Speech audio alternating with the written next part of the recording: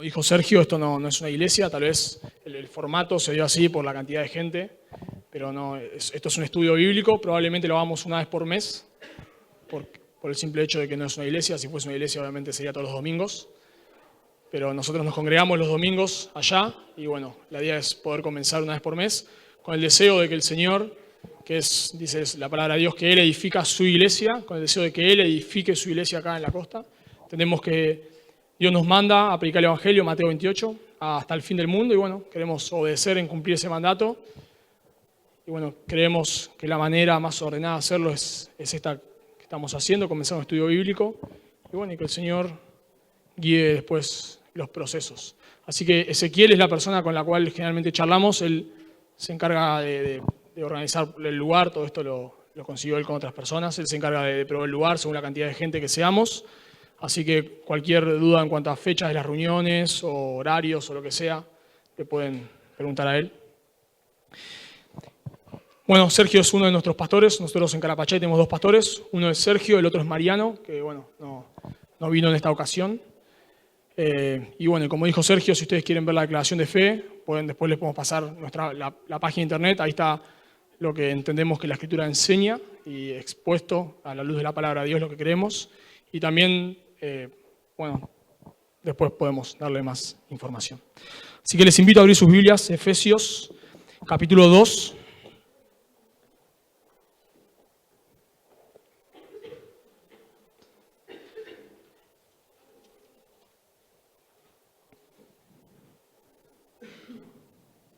Efesios, capítulo 2, vamos a leer del versículo 1 al 3.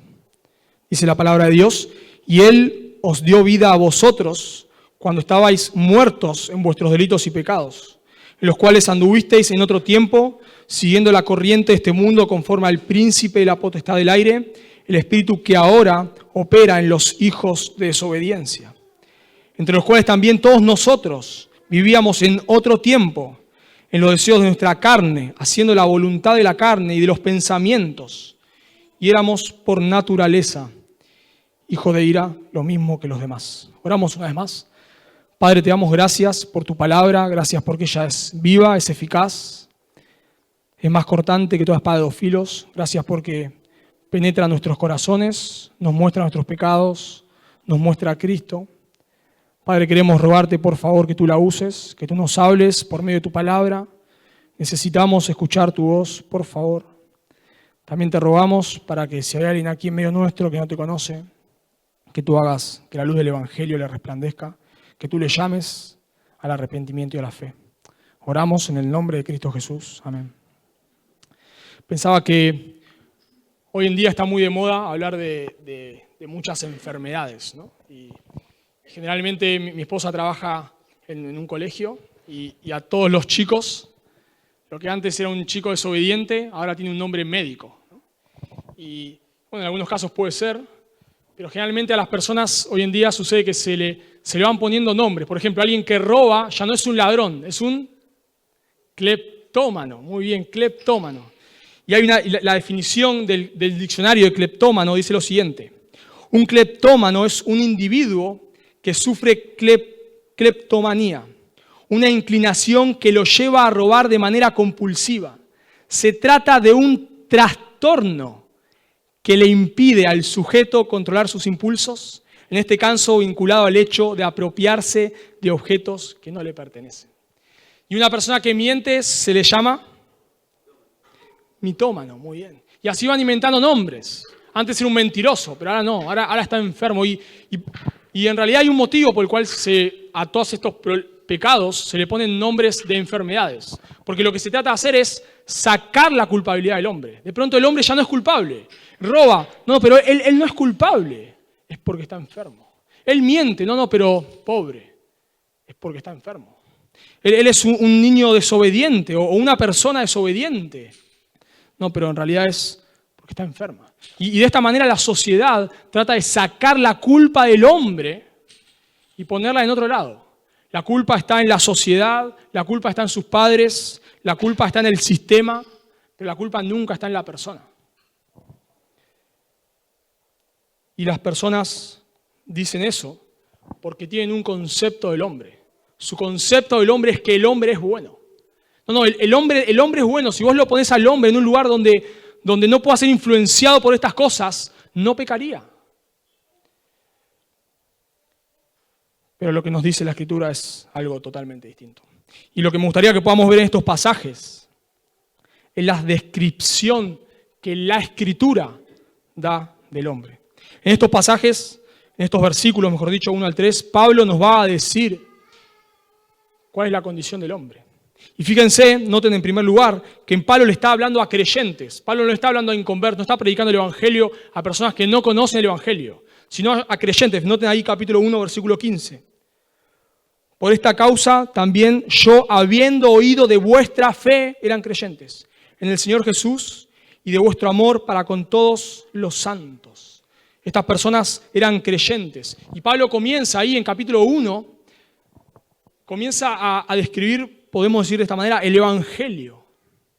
Pablo comienza en capítulo 1 diciéndole a estos creyentes, fíjense en capítulo 1, versículo 4, que Dios los había escogido desde antes de la fundación del mundo, según nos escogió en Él, antes, dice Pablo, de la fundación del mundo, para que fuésemos santos y sin mancha delante de Él. Nos dice en versículo 6 que Dios nos salvó para la alabanza de la gloria de su gracia. Versículo 13 y 14 dice que los creyentes van a permanecer creyentes porque Dios los va a hacer perseverar. Y Pablo ora en el versículo 17 y 18 del capítulo 1 para que ellos sigan conociendo más el amor de Dios. Pablo no basta con que le haya dicho que Dios eligió salvarlos desde antes de crear a Adán y Eva. No le basta a Pablo con que ellos entiendan que Dios los salvó para la gloria de su gracia. No basta con que ellos entiendan que Dios los salvó y nunca se van a perder. Pablo quiere que ellos sigan conociendo más a Dios. Noten ahí capítulo 1, versículo 17. Para que el Dios, versículo 16, Pablo dice que no cesa de adorar. Y ahora va a dar el motivo. Para que el Dios de nuestro Señor Jesucristo, el Padre de gloria, os dé espíritu de sabiduría y de revelación en el conocimiento de Él, alumbrando los ojos de vuestro entendimiento. ¿Para qué? Para que sepáis cuál es la esperanza a que Él os ha llamado y cuáles las riquezas de la gloria de su herencia en los santos. Pablo quería a estas personas, aunque ya eran creyentes, sigan conociendo más el Evangelio. Síganse maravillando más con la salvación que Dios les regaló. Y obviamente para hacer esto, lo que Pablo va a hacer ahora es nos va a mostrar la condición del hombre. Para que ellos puedan maravillarse más del Evangelio, Pablo lo que va a hacer ahora es nos va a mostrar cómo es el hombre. Y eso es lo que me gustaría que podamos ver hoy. El concepto que Dios tiene del hombre. Vos tenés un concepto de vos mismo, tal vez tu esposa o tu esposo tiene un concepto, tus hijos tienen un concepto de vos, tus amigos, tus vecinos. ¿Pero te pusiste a pensar cuál es el concepto que Dios tiene de vos y de mí? Eso es lo que Pablo nos va a decir hoy. Y por eso lo primero que me gustaría que veamos es la condición del hombre. Fíjense la condición del hombre ahí, capítulo 2, versículo 1. Y Él os dio vida a vosotros cuando estabais muertos en vuestros delitos y pecados. Bueno, las traducciones ahí comienzan con y Él os dio vida. Si alguien, no sé si tiene acá la Biblia de las Américas, pero Él os dio vida está en itálicas. Porque en realidad no está ahí en el original, Él os dio vida. Aparece en el versículo 5. Fíjense en el versículo 5. Aún estando nosotros muertos en pecados, nos dio vida. Pero tal vez los traductores queriendo hacer una conexión con versículo 19, que el poder que resucitó a Cristo también resucitó al creyente, lo pone ahí y Él os dio vida, pero en realidad Pablo no lo pone, y no lo pone con una intención. Pablo del versículo 1 al versículo 3 quiere sacar al hombre toda esperanza, por eso lo pone en el versículo 5, os dio vida. Pablo quiere sacar toda esperanza y por eso en realidad el pasaje comienza de la siguiente manera. Y vosotros, cuando estabais muertos en vuestros delitos y pecados. Pablo no comienza con la vida, Pablo comienza con la muerte.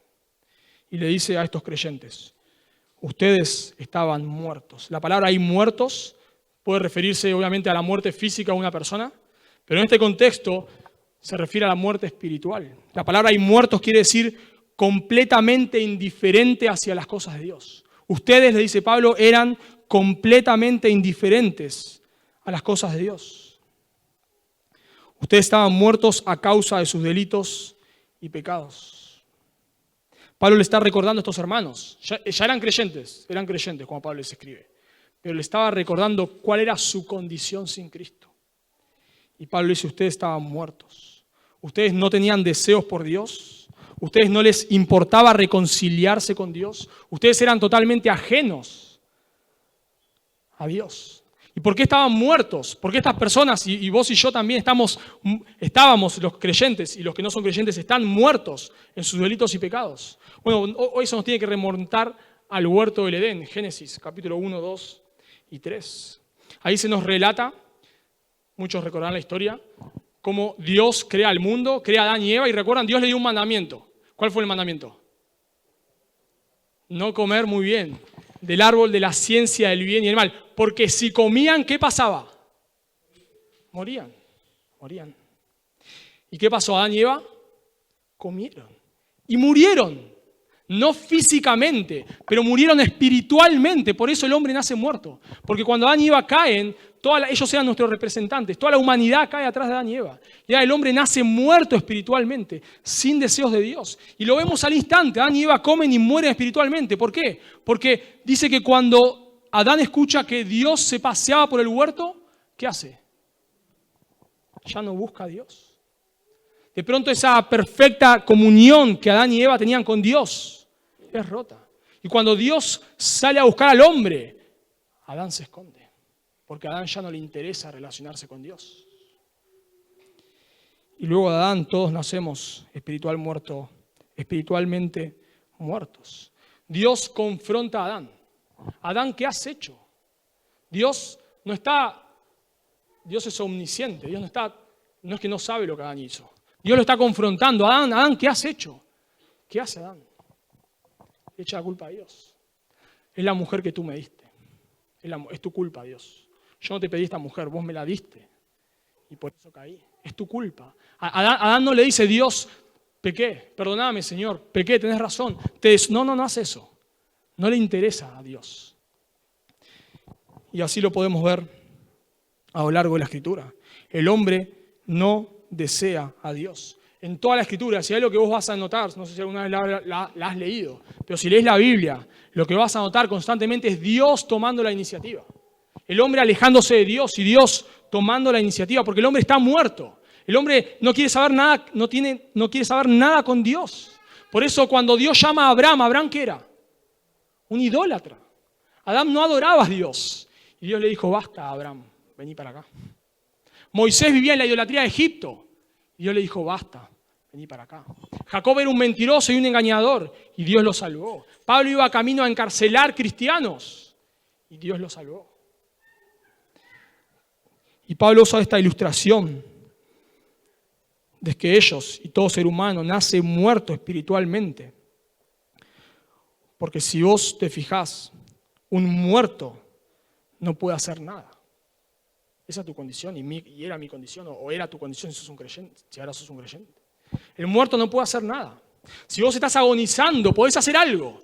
Tal vez, no sé, podés levantarte de la cama, podés ir a un hospital, podés llamar a un médico. Conozco una persona que le pegaron un tiro en el abdomen y caminó 2 cuadras hasta un comercio y pidió ayuda. Si vos estás agonizando, podés hacer algo. Pero si estás muerto no podés hacer nada. No hay nada más impotente que el hombre frente a la muerte. Cuando una persona muere nadie puede hacer nada. Ya nadie puede hacer nada. Si está agonizando, tal vez podemos transferirla a un hospital, podemos llamar a un médico, podemos comprar medicina, podemos tratar de hacer lo que sea para salvarla, llamar al mejor médico, ir al mejor hospital, lo que sea.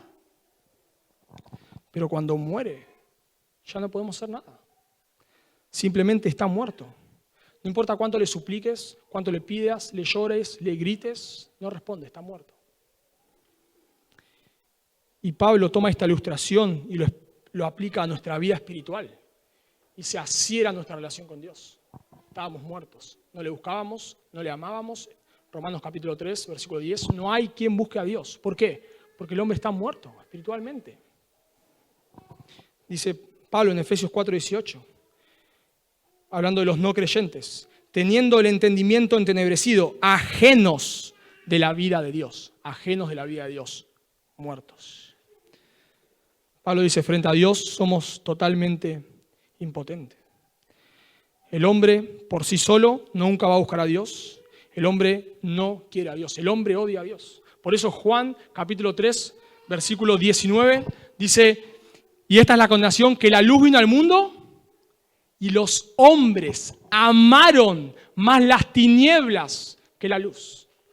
Dios se humanó y los hombres amaron las tinieblas. Amaron las tinieblas. Porque la Escritura nos dice que el hombre aborrece a Dios. Cuando Dios se humanó, las personas gritaron, crucifícale, crucifícale. No queremos a este, suéltanos a Barrabás, porque no queremos a Dios, no lo queremos. Un muerto no puede hacer absolutamente nada, no puede levantarse y tomar un remedio, no puede darse una ducha y sentirse mejor, está muerto. Y de la misma manera el hombre no puede hacer nada para salvarte, para salvarse a sí mismo. No importa cuánto te esfuerces por tratar bien a tu esposa para ganarte la salvación.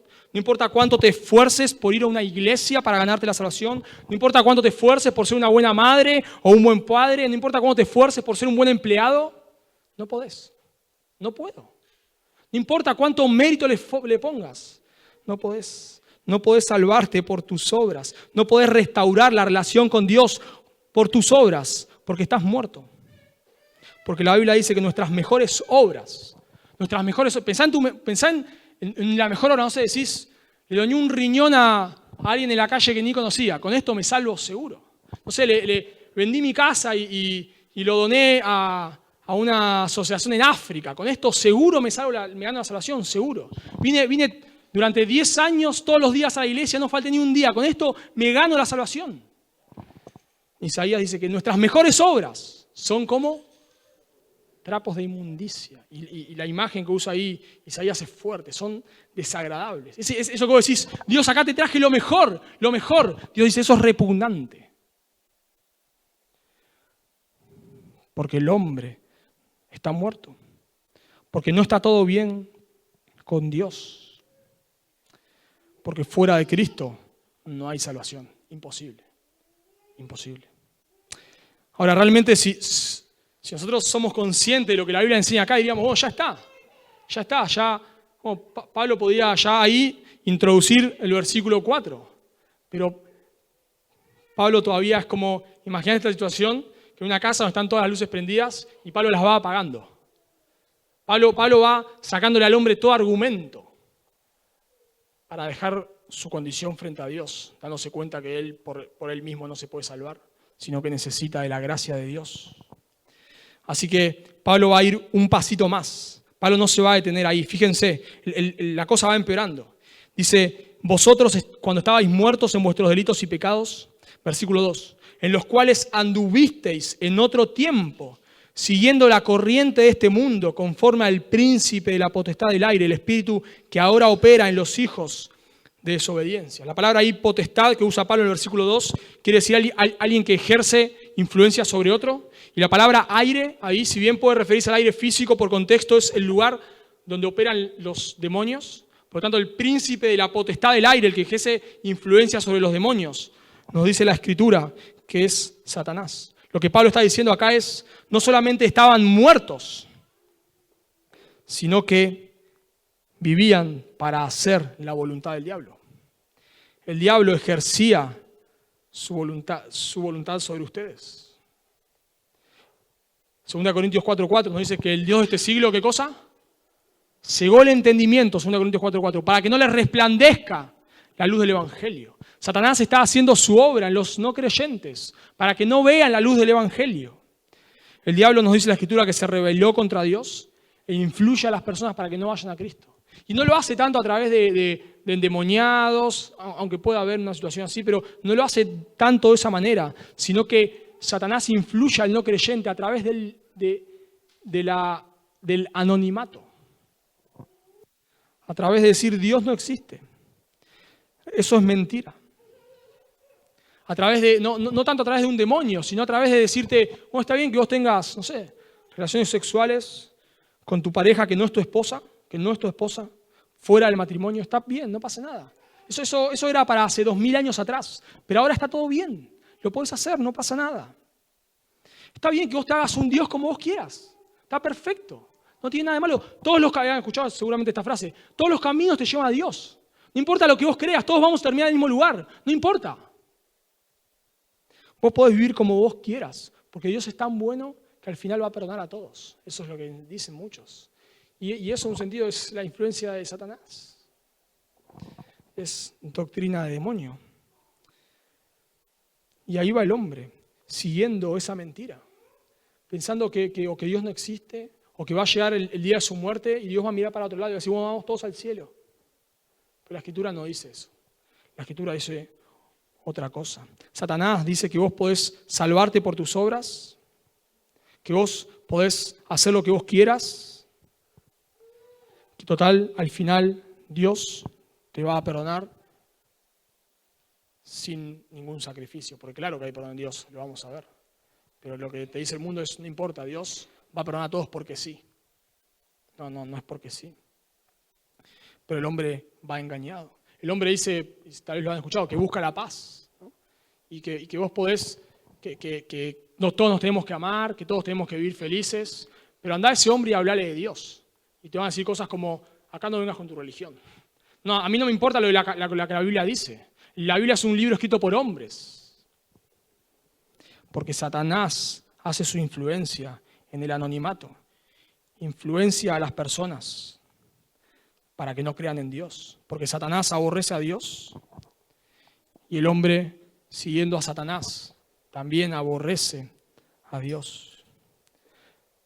Y es interesante, hay algo muy interesante en la Escritura, en Juan capítulo 8, versículo 44, que Jesús está hablando con unos judíos que supuestamente habían creído en Él. Y Jesús le dice a estos judíos en Juan 8, 44, vosotros sois de vuestro padre el diablo y los deseos de vuestro padre queréis hacer. Ponete a pensar por un momento. Jesús le dice a un judío que ellos son hijos del diablo.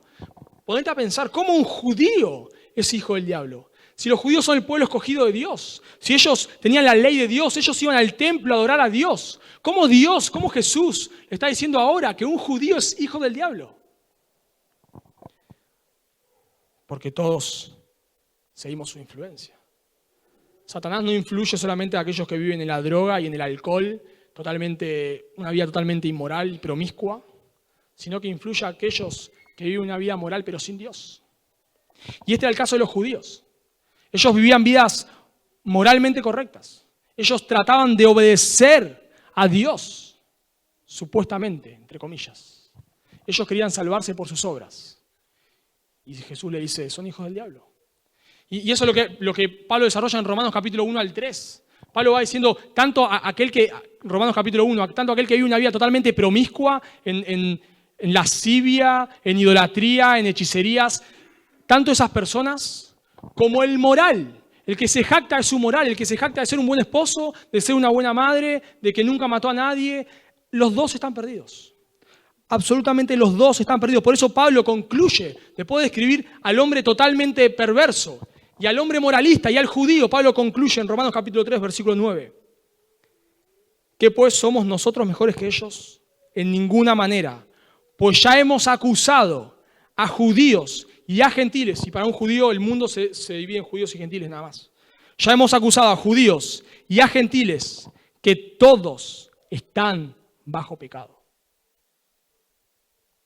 No importa si vos vivís una vida totalmente liberal o si estás casado con tu esposo, tenés 2 hijos, sos una persona trabajadora, moralmente correcta, pero no buscas a Dios. No has venido a Cristo en arrepentimiento y fe. Los dos están perdidos. Por eso Jesús le dice a una persona que guardaba la ley, ustedes están perdidos. Y diríamos, bueno, ya está, ¿no? Si el hombre está muerto, no solamente está muerto, está bajo la influencia de Satanás, que lo lleva a rebelarse contra Dios, podríamos decir, bueno, ya está, pero Pablo no se detiene ahí. Pablo va un paso más. Fíjense ahí, versículo 3. Entre los cuales también todos nosotros vivíamos en otro tiempo, en los deseos de nuestra carne, haciendo la voluntad de la carne y de los pensamientos. Y éramos por naturaleza hijos de ira, lo mismo que los demás. no solamente estábamos muertos, no solamente estábamos bajo la influencia de Satanás, sino que dice Pablo, éramos hijos de ira. La ira de Dios estaba sobre nosotros. Juan capítulo 3, versículo 36 dice, el que cree en el Hijo tiene vida eterna, pero el que rehúsa creer no verá la vida, sino que la ira de Dios está sobre él. La Biblia de las Américas dice, la ira de Dios permanece sobre él. No es que va a estar en un futuro, la ira de Dios ya está sobre el pecador. Y si el pecador no se arrepiente de sus pecados, esa ira, cuando ese hombre o esa mujer muera físicamente, será descargado por toda la eternidad.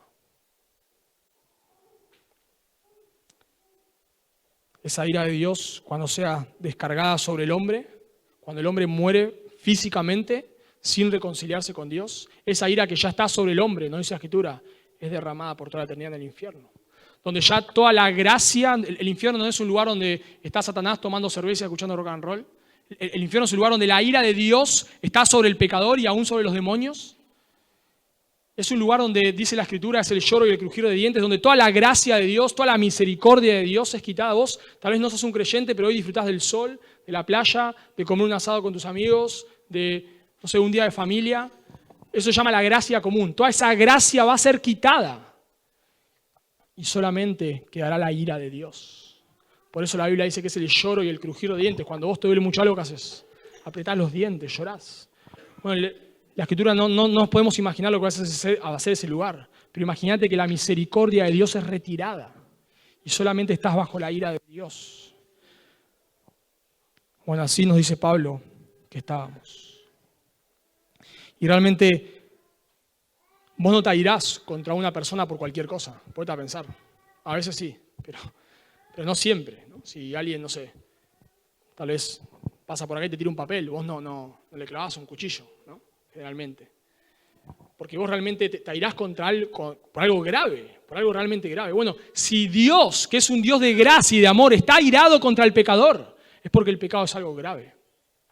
Realmente algo que me pone a pensar que el pecado es algo grave es que si Dios, fíjense en versículo 4, que es rico en misericordia, imagínate una persona abundante, nunca se termina la misericordia de Dios. Si Dios, que es rico en misericordia, un día va a condenar a aquellos que no se arrepienten de sus pecados, es porque el pecado es algo grave. Y lo que más me hace dar cuenta de la gravedad del pecado es que si Dios, pensá esto, si Dios se humanó, Cristo es la segunda persona de la Trinidad, es Dios hecho hombre, si Dios tuvo que dejar su gloria, estando cara a cara con el Padre en perfecta adoración de los ángeles, si Dios tuvo que dejar el cielo y hacerse hombre, vivir 33 años sobre esta tierra cumpliendo a la perfección la ley de Dios, pero tuvo que morir en lugar del pecador, recibiendo en la cruz la ira del Padre, es porque el pecado es algo grave. Si Dios se tuvo que humanar, si no hay otra manera, si realmente Dios se tuvo que humanar y morir en una cruz, y el Padre, que amaba al Hijo de una forma perfecta, porque dice en el bautismo, este es mi Hijo amado, si Dios, que ama a su Hijo de una manera increíble, en la cruz lo desampara, porque estaba cargando con nuestros pecados, es porque el pecado es algo grave. Es porque el pecado no se soluciona así nomás. Es porque, claro que hay perdón, pero alguien tenía que pagar. Claro que Dios perdona nuestros pecados, pero no mirando para otro lado, sino crucificando a su Hijo. Para que todo pecador que se arrepienta de sus pecados y ponga su fe en Cristo tenga vida eterna.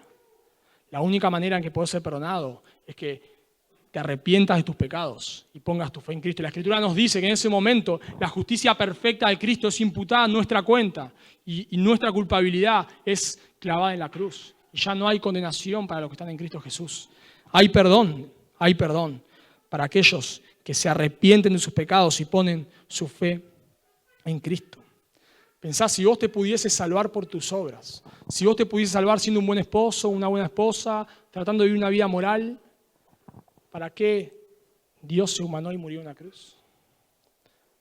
Ya el simple hecho de que, pensá esto, el simple hecho de que Dios dejara su gloria ya es algo terrible. Un teólogo dice que cuando nosotros lleguemos al cielo, recién ahí nos vamos a dar cuenta de lo que Dios dejó. Que Dios dejara su gloria, ya es algo increíble. Vos pensás que cuando Dios se manifiesta ahí en Isaías capítulo 6, Isaías se cubre su rostro. Ay de mí, dice que soy hombre muerto porque mis ojos han visto al Rey de Gloria. Dios es un ser totalmente glorioso. Que Dios se humanara, eso ya es increíble. pero encima, que Dios fuese hecho pecado por nosotros. Que el Padre estuviese aborreciendo a su Hijo como si él hubiese sido un asesino, un idólatra, un blasfemo. Que Dios esté aborreciendo a su Hijo, no por su pecado, porque la Biblia dice que Cristo nunca pecó, sino por causa de nuestro pecado, es porque el pecado es algo grave.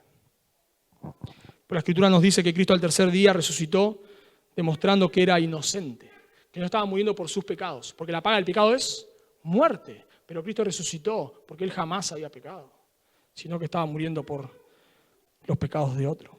Por eso Pablo hace esto. Por eso dije que en realidad Él no pone y os dio vida al principio. Lo pone en el versículo 5, porque Pablo quiere dejar al hombre totalmente sin armas. Para que vos vengas a Cristo en arrepentimiento y fe, te tenés que dar cuenta de tu condición. El Sermón del Monte, Mateo capítulo 5, versículo 3, comienza diciendo: bienaventurados los pobres en espíritu. La palabra hay dos palabras para pobre. Uno es aquel que llega justo a fin de mes, y otro es aquel que no tiene ni siquiera lo necesario para vivir cada día. Bueno, esa es la palabra que usa ahí Mateo.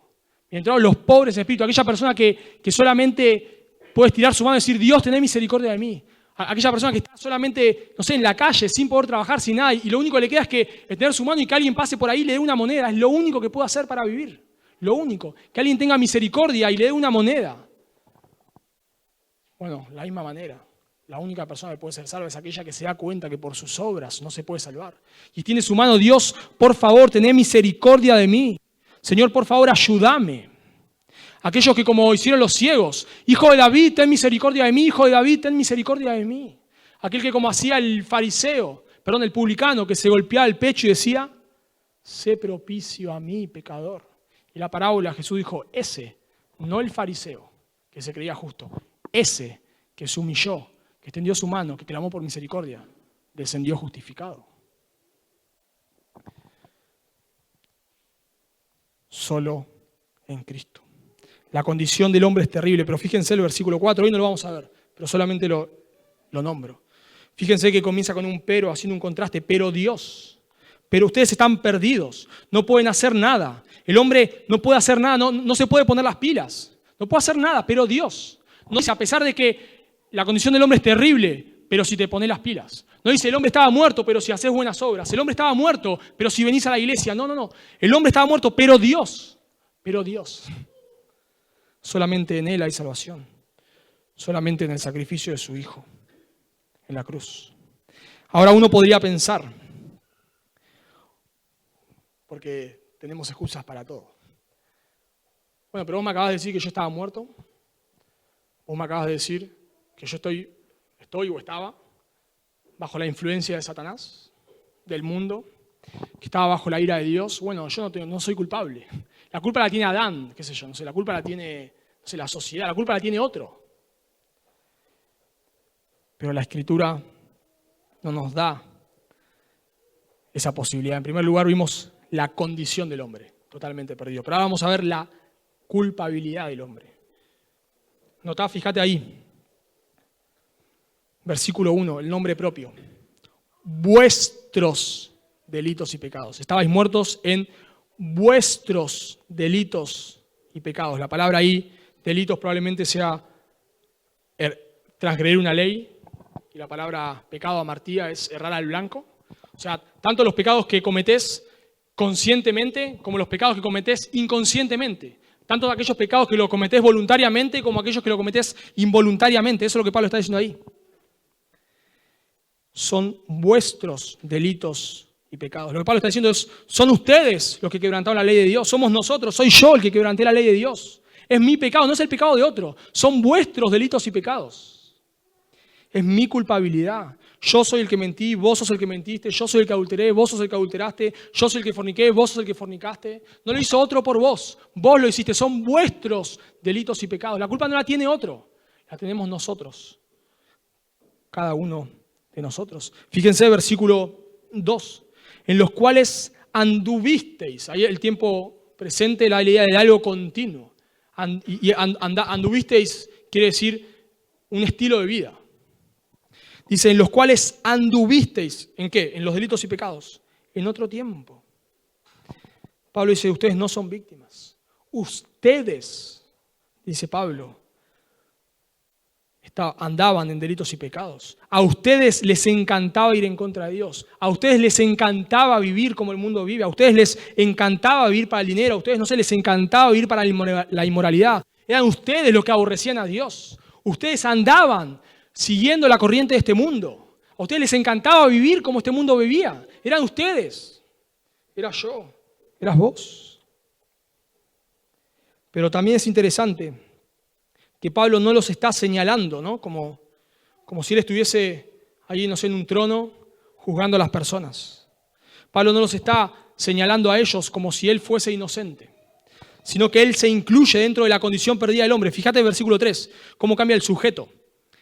Entre los cuales también todos nosotros.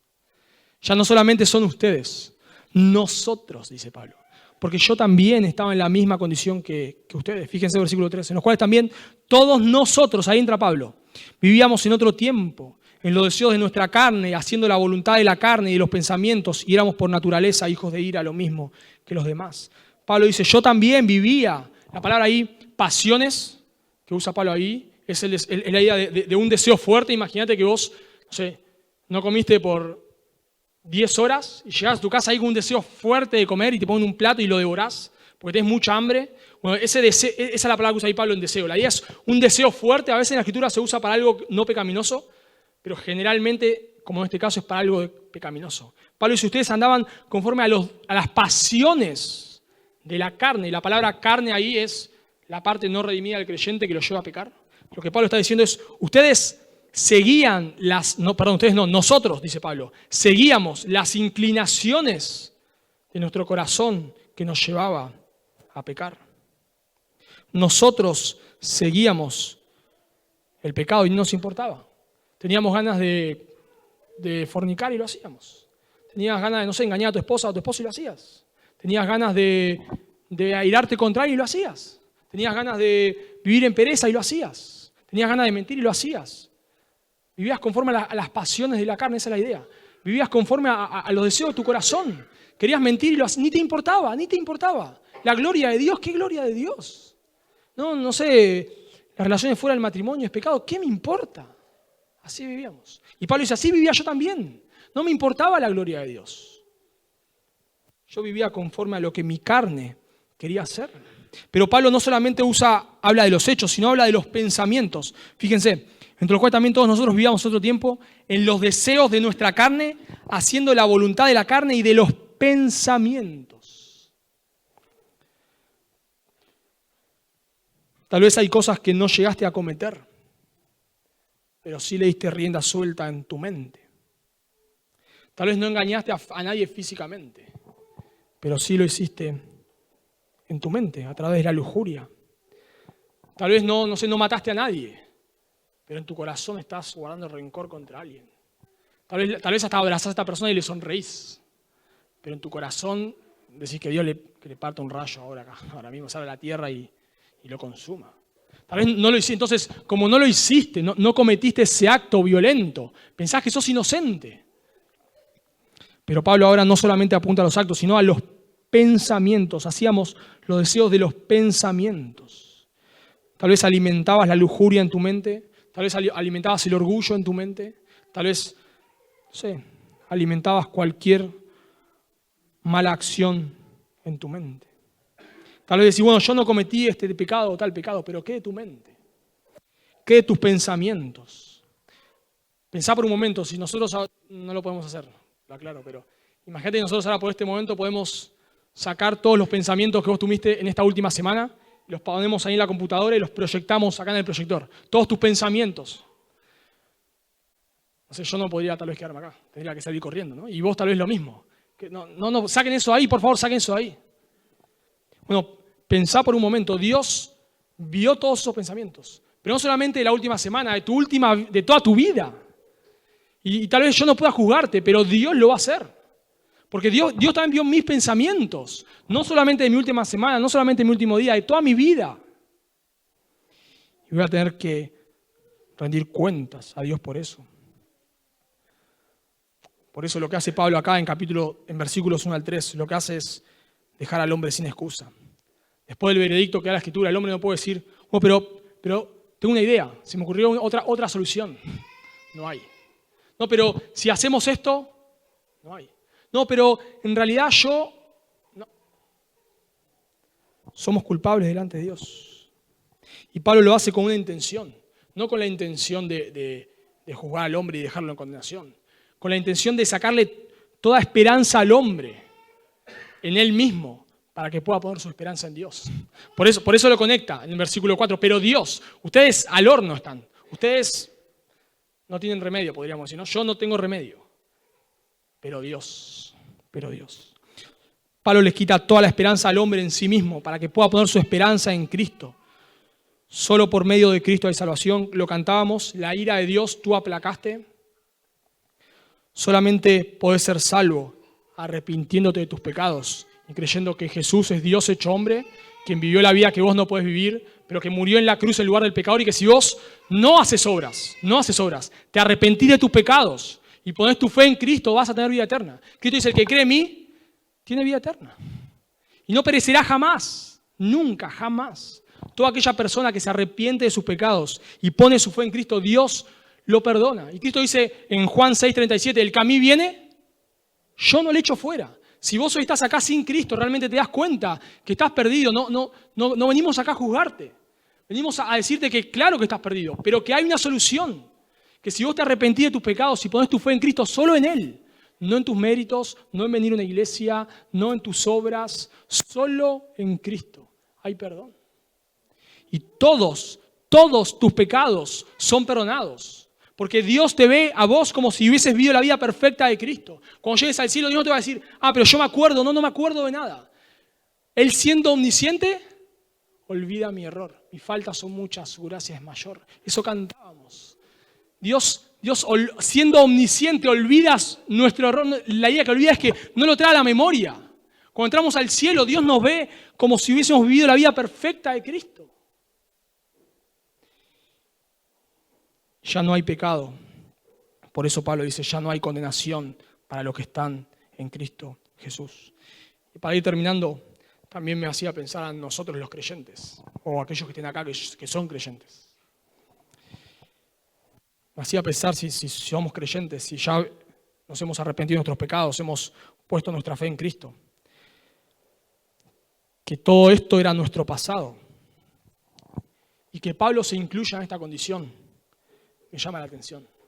Que Pablo diga a todos nosotros. Me llama la atención. Y me llama la atención por lo siguiente. Porque cuando Pablo escribe esta carta, probablemente él tenga unos 30 años de creyente. Pablo ya había fundado iglesias cuando escribe esta carta. Éfeso era una, Filipos, Tesalónica, etc.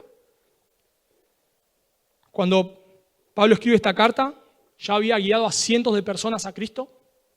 Había sido azotado, había padecido naufragio, todo por causa del Evangelio.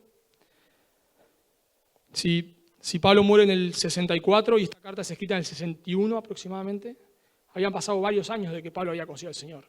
Y había hecho muchísimas cosas Pablo. Pero me llama la atención que Pablo, aunque él había, dice 2 Corintios, subió al tercer cielo, ¿recuerdan? Donde vio cosas que no podía decir. Él no se olvidaba de su condición. A pesar de los 30 años, a pesar de todo lo que había pasado, a pesar de que se podría parar Pablo y decir, bueno, yo soy el gran apóstol Pablo, ya miren mis récords. Pablo no hace eso. Pablo dice, yo era un miserable.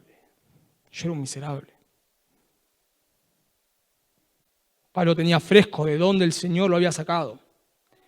No importa cuánto había transcurrido su vida, Pablo no se olvidaba que solamente la gracia de Dios fue lo que lo salvó. Pablo no se olvidaba de que él estaba yendo a matar cristianos o a encarcelarlos. Y Dios lo salvó cuando él no le estaba buscando. Por eso Pablo dice, pero Dios. Y si esto lo sumamos, que Pablo se lo estaba hablando a creyentes. Pablo le está recordando estas cosas a los creyentes para que el amor de Cristo resplandezca más en los creyentes. Porque nos olvidamos. Porque nosotros los creyentes nos olvidamos de dónde Dios nos sacó. Incluso esta iglesia, Éfeso, 30 años después, en el 90 aproximadamente, el apóstol Juan le escribe una carta, en realidad dictada por el Señor Jesús. ¿Recuerdan? Apocalipsis capítulo 2. La primera iglesia, ¿cuál es? Éfeso. ¿Y qué le dice a Éfeso? Ustedes son doctrinalmente impecables. Han probado a los que dicen ser apóstoles y no lo son y los han hallado mentirosos. Ustedes han trabajado arduamente por mi causa. Pero tengo una cosa contra ti. ¿Cuál? Que has dejado tu primer amor. Porque nos olvidamos. Porque nos olvidamos de dónde Dios nos salvó. Porque no nos damos cuenta, pero nos vamos apartando del Evangelio. Tal vez sos un creyente y pensás que Dios te salvó porque sos mejor que otro, porque sos mejor que los demás. Que Dios te salvó porque vio algo bueno en vos, porque te salvó por tu intelecto, te salvó porque vio del cielo y dije, este sí que merece la salvación. No. Nos salvó solamente por su gracia. Pero nosotros los creyentes nos olvidamos de eso. Pensá por un momento, cuando alguien peca contra vos, te hace algo malo, sos un creyente, y alguien peca contra vos. ¿Qué viene a nuestra mente muchas veces? ¿Cómo me va a hacer esto? A mí. ¿Y quién soy yo? No soy el Rey de Gloria, soy un pecador redimido por gracia. Pero el orgullo sale de nuestro corazón. ¿Cómo me va a hacer esto a mí? Porque nos olvidamos de dónde Dios nos sacó. Y lo que más tal vez me hace pensar es cuando pecamos, cuando el creyente peca. Pensá por un momento. Pensá cómo muchas veces los creyentes nos vamos a vivir un evangelio por obras. Pensá por un momento, cuando pecamos, ¿sos consciente de que aunque el creyente peca, porque el creyente sigue pecando, no vive de la misma manera, pero sigue pecando, claro que sí? Y cuando pecamos, ¿tratás de ganarte el perdón de Dios? Pensá por un momento, cuando vos pecás, ¿tratás de hacer buenas obras para que Dios te perdone? Porque eso es salvación por obras. Si cuando vos pecás, lo que ahora haces es decir, me mandé esta macana, ahora voy a tratar de hacer cosas buenas para que Dios me perdone, eso es salvación por obras. Dios no te perdona por lo bueno que vos podés hacer. Dios te perdona porque Cristo ya pagó todos tus pecados, sos un creyente. Dios no te perdona por lo que vos le podés ofrecer a Dios. No es que Dios dice, bueno, ahora sí te portaste muy bien, te voy a dar el perdón. No, Dios te da el perdón en Cristo, no por lo que vos hagas. Cuando vos pecás y sos un creyente y te sentís condenado, solamente tenés que confesar tu pecado, no tenés que hacer buenas obras. Porque todos tus pecados ya fueron pagados por Cristo en la cruz. Porque no son tus buenas obras, siendo creyente, lo que te dan el perdón de Dios, sino tu confesión. 1 Juan dice que si confesamos nuestros pecados, Él es fiel y justo. No si hacemos buenas obras, si confesamos nuestros pecados. Y las buenas obras son en consecuencia, las buenas obras son un agradecimiento. Claro, como agradecimiento a que Dios ya me salvó. Claro que quiero vivir para Dios. Pero el perdón no lo obtengo por mis buenas obras, sino por lo que Cristo. Por eso Pablo dice que el amor de Cristo nos constriñe, pensando esto, que si uno murió por todos, luego todos murieron y por todos murió, para que los que viven ya no vivan para sí, sino para aquel que murió y resucitó por ellos. Lo que lo lleva al creyente a vivir de esa manera es el amor de Dios, no ganarse el amor de Dios, sino que Dios ya los amó y en la cruz Cristo ya pagó todos nuestros pecados. Y eso lo hemos reflejado en Lucas capítulo 7, no sé si recuerdan la historia, donde nos dice la Escritura que Jesús va a comer a la casa de un fariseo, ¿recuerdan? Y el fariseo lo trata de igual a igual. No le da ningún beneficio. Pero entra una mujer pecadora, ¿recuerdan? Y se arrodilla a sus pies y le derrama perfumes y no deja de llorar y alabar al Señor. ¿Por qué uno le adora y el otro no? Porque uno es consciente de su condición y el otro no. La mujer era consciente de que no podía tener salvación. Pero el fariseo pensaba que no necesitaba la salvación. Y lo mismo pasa nosotros siendo creyentes. Cuando nosotros pensamos que Dios me ama por venir a la iglesia, que Dios me ama por leer mi Biblia, que Dios me ama por hacer buenas obras, que Dios me ama por mis obras. Me aparté del Evangelio. Dios no me ama por mis obras. Dios me ama porque en su pura e infinita voluntad, desde antes de la fundación del mundo, Él decidió amarme. Y ahora mis obras no son para ganarme, sino en agradecimiento al Señor. Y solo para terminar, si vos realmente estás acá sin Cristo, la gran mayoría ni los conozco, no sé si son creyentes, si no lo son, pero si realmente vos estás acá sin Cristo, si vos te das cuenta que no sos un creyente, yo te ruego, por favor, vení a Cristo en arrepentimiento y fe, arrepentite de tus pecados, por favor. No te vayas sin arreglar tus cuentas con Dios, porque si no lo que te espera es la ira de Dios. Pero Dios te promete que si hoy te arrepentís de tus pecados y confías solo en Él, vas a tener vida eterna.